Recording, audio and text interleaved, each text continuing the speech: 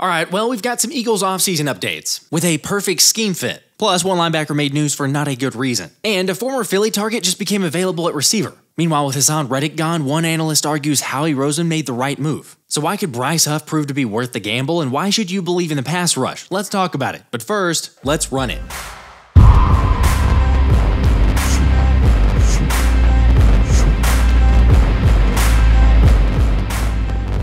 What's up, guys? Well, Eagles tickets went on sale today, and hopefully you were lucky enough to get one. I, however, was not. With the 10 home games getting snatched up quickly, so I guess we'll have to buy them via resale. Speaking of which, I'm going to give away tickets to one of my subscribers, so make sure to hit that sub button. Now, for the time being, if you weren't able to get tickets to the regular season game, you can at least get tickets to the one and only training camp practice open to the public at the link this year. By the way, that open practice will be on Thursday, August 1st, with tickets being $10. It's also worth mentioning that seats are first come, first served basis, so probably going to be a mad dash once you get in. Of course, if you want to pay $35, you can get a VIP ticket that'll allow you to get on the field before the start of practice. Either way, you're able to buy as many as you like, and parking will be free. Or if you want to come hang out on my Friday night live stream, I'm going to be giving away more tickets to the open practice then as well.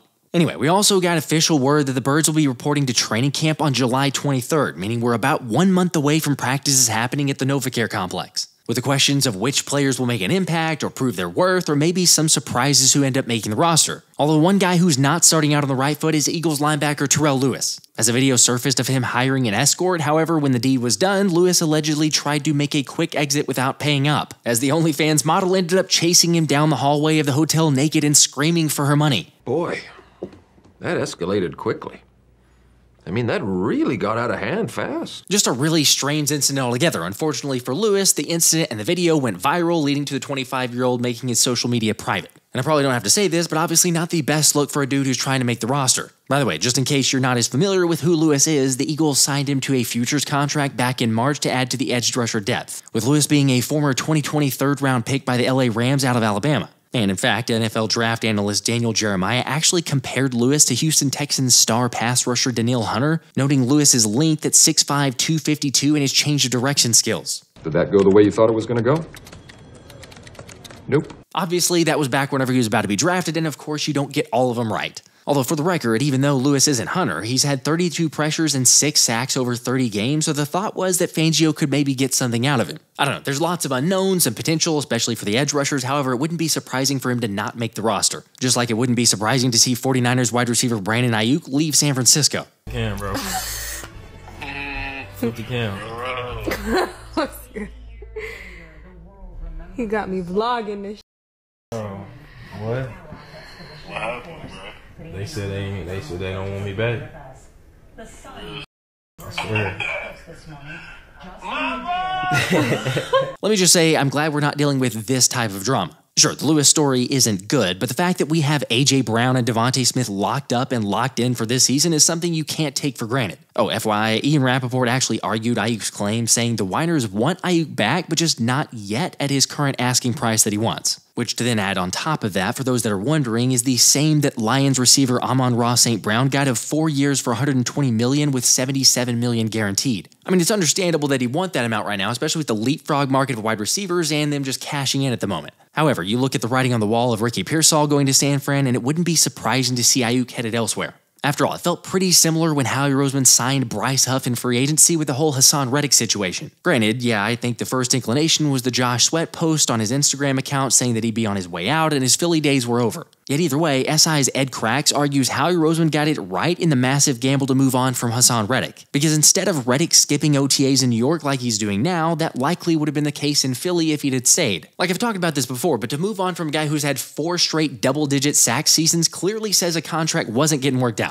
Although I can't help but laugh with Jets GM Joe Douglas strangely not offering a new contract as soon as they traded for Reddick. I mean, it's not like he was coming from a bottom feeder and then just happy to be on a roster that has a contender. And despite all the hoopla about Reddick tricking the Jets or going back on his word or lying or whatever you want to call it about him holding out, it was still a risk for Roseman to move on from a dude who's ranked 1st in strip sacks, 3rd in pass rush wins, and 4th in sacks in the last 4 seasons. Sure, I guess technically you could argue it was a risk to stick with a 30-year-old who wants $25 million per year, which is why the Eagles chose not to do that, and instead find a younger version of Reddick in 26-year-old Bryce Huff at just $16 million per year. Because like Roseman said, to win a Super Bowl, you either need the best player or you have to make a decision that could cost you your job. It's a bold strategy, Cotton. Let's see if it pays off for him. For the record, when Roseman asked defensive coordinator Vic Fangio and defensive line coach Jeremiah Washburn about Huff before signing him, they were very much in favor. We liked him, and he's been a good pass rusher for the Jets, you know, playing in a somewhat of a part-time role. Hopefully we can make him proficient enough to where he plays more, meaning his run play, and on the occasion or two that we might want to drop him. Honestly, that's really all it comes down to. Like, no one's really doubting his pass rush ability. Heck, PFF ranked Huff as the 14th best pass rusher in the league, which was 2 spots ahead of Reddick for this coming season. Of course, like I've talked about on past episodes and others that I've mentioned, it comes down to Huff's ability to keep up that same level of production. I mean, this dude's proven to be a game wrecker when he's on the field. Case in point, the former undrafted free agent had 10 sacks last year in just 480 snaps. For reference, Haason Reddick played 911 snaps last season. So Huff's about to play a lot more. It's just a question of if he can keep up that same level of intensity with increased snaps. Yet he's certainly got the right mindset. Just the same way I've always prepared. Just honing in on my conditioning and winning, staying strong, doing a lot of injury prevention work, and just staying dialed in on my details. My mindset has always just been to come in and whatever the coaches give me to execute on the field, I'm going to do it to the best of my ability, so it hasn't really changed much. I've always trained with the mindset of, like, it only takes one play for somebody to get hurt, God forbid, or somebody miss a game, so I've always practiced to be fully prepared for any opportunity, so I'm just taking that same process into this year and playing my role. I can honestly appreciate the fact that the new Agent Zero isn't trying to do too much. But even though Howie made a bet on Huff and his ability, and sure, we don't know about his ability against the run, I'm confident he's going to work out. Because for starters, Huff's shown glimpses of being good against the run, which is why Fangio suggested he's seen the tools to be an every down type of player. Plus, who doesn't love a guy with the motor Bryce brings and hearing what his former teammates thought of him? His motor is unmatched. You know, he's a guy that gives his all. Had 10.5 sacks and still, you know, goes on special teams and puts in the work. So, you know, you think about players like him, undrafted, you know, coming in with everything to lose, but not treating it as such. You know, he comes to work with a purpose, with a mindset to dominate and be the best player on the field, and that's what you want as a teammate, to see beside you or on as far as like an offensive or special teams guy. So just that mentality, that mindset, you know, that drive and heart, that's what you want in every single player on your team. So I'm very happy for him, very excited for him to get paid this offseason. But like I said, he need to stay home with us. I'm glad we got him, and I think Fangio is going to put him in the best spots to be successful. Remember, even though he primarily rushed the passer, Huff was used in coverage and even as a quarterback spy on several occasions for the Jets last year as well. So when we talk about that versatility on the defense, he's definitely one of those dudes. Also, I know I had several comments saying, why haven't we heard much about him in OTAs, or why didn't he make a splash or anything like that? But let's remember, it's OTAs, there's no pads on, and the trench work doesn't really get too much. Plus, I mean, Lane Johnson was there a little bit, and it's kind of hard to make noise whenever you got Lane Johnson blocking against you. Of course, it won't only be up to him, since y'all know I'm looking forward to seeing Nolan Smith take that next jump. And like we've talked about, similar to a guy like Huff, Fangio is going to be the best thing for Nolan Smith's progression and improvement compared to what he's gotten in his career so far. But I get it, even with Josh Sweat and then BG as the other guy to back up, the pressure from the edge is a gamble. However, like I mentioned, Bryce Huff is the guy who unlocks the Eagles' pass rush. Because if he's able to put pressure on the QB, then that automatically makes life so much easier for Jalen Carter to where it becomes a pick-your-poison type of situation. And you already know, the breadman's going to cook if teams try to block him one-on-one. Also, let me just say, I'm not discrediting Josh Sweat. He could have a similar effect. It's just when we talk about guys with an insane pressure rate, Huff has the resume, albeit, yes, a very limited sample. Anyway, having gone over all of that, what are your thoughts about the pass rush, and what are your biggest concerns for the pass rush? I will say, there's another aspect of this whole thing as well in Philly's new gym rat, Zack Baun, which is what Baun's former Wisconsin linebacker coach Bobby April calls him, telling NJs.com Chris Franklin that the guy is different. I mean, not only did Baun rank as one of the best quarterbacks in high school while also playing linebacker, but he also played basketball, showcasing some crazy athleticism. Oh yeah, and he ran track, which is why the Badgers always kind of viewed him as an athlete. However, even though April noticed his versatility, it's naturally been surprising to see Fangio move him to the off-ball linebacker spot. Yet like Franklin mentioned, think about if the Eagles try to use a package with Baun at middle linebacker while defensive end Bryce Huff is on the field, allowing Baun to run a blitz that could have him, Huff, and potentially Jalen Carter and or Jordan Davis all coming from one side of the line. Pretty sure that's going to put stress on the offense. Plus, even though Fangio doesn't blitz much, he does it really effectively. Because Miami finishes one of the most efficient teams on defense whenever they blitzed last season. So add in Baun's ability to get to the quarterback, and he's confident he could pan out like Andrew Van Ginkel did. I have no clue why he went that direction, actually. I could do a lot of different things, and If that's where Vic sees me and he's studied my film, he's watched me, he's seen me in the league and in college, he's seen what I can do, and if he thinks that's a good spot for me, that's where I'll be. Look, it's blatantly obvious at this point that Fangio made it very clear that Baun was his guy. I mean, think about how early he was signed, plus the intro presser with him mentioning Baun's name several different times. It's just kind of a given.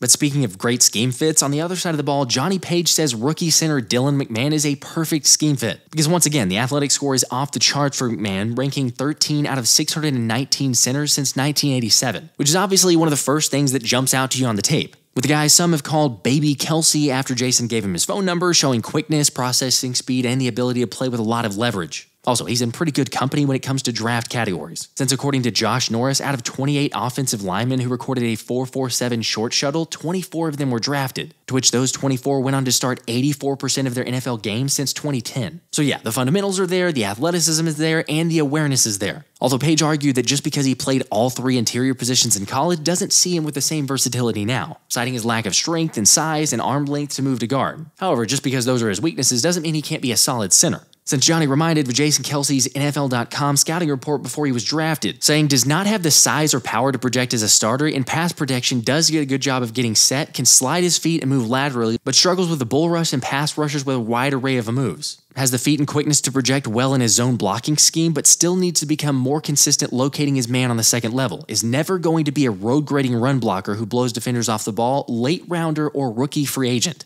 Yeah, I'd say that turned out fairly well, although let's just go ahead and clarify that no one's saying, or at least they shouldn't be saying, that Dylan McMahon is the next Jason Kelsey. I mean, heck, Cam Jurgens is the starter, and I'm confident he's going to do really well. But to Page's point, Jeff Stoutland and the Eagles clearly have a profile they go after when it comes to centers. And to have a guy like McMahon for depth is certainly promising. Just like the entire Eagles offseason, as ESPN says Philadelphia and Howie Roseman deserve the best offseason grade of any NFL team. Now, I'm not sure that I want that target on our back. However, it does make Philly a top landing spot for NFL free agents, like wide receiver Denzel Mims perhaps, after the Steelers waived the Jets' former second-round pick. However, we had a shot at Mims and already passed. If you don't recall, there was a speculation around fans and members of the media who believed the Eagles would be taking Denzel Mims even after already taking Jalen Reagor in 2020. Now, of course, thankfully, the Birds took Jalen Hurts instead, but who knows, given the uncertain depth on the outside, maybe Howie goes after the former target. Although, as Anthony DeBona reminded, Mims did bash the city after his draft visit, calling it a dirty-ass, trash-ass city, and also saying the experience he had was scary since it was a lot going on and seeing a lot of people that looked scary. This place reminds me of Santa's workshop.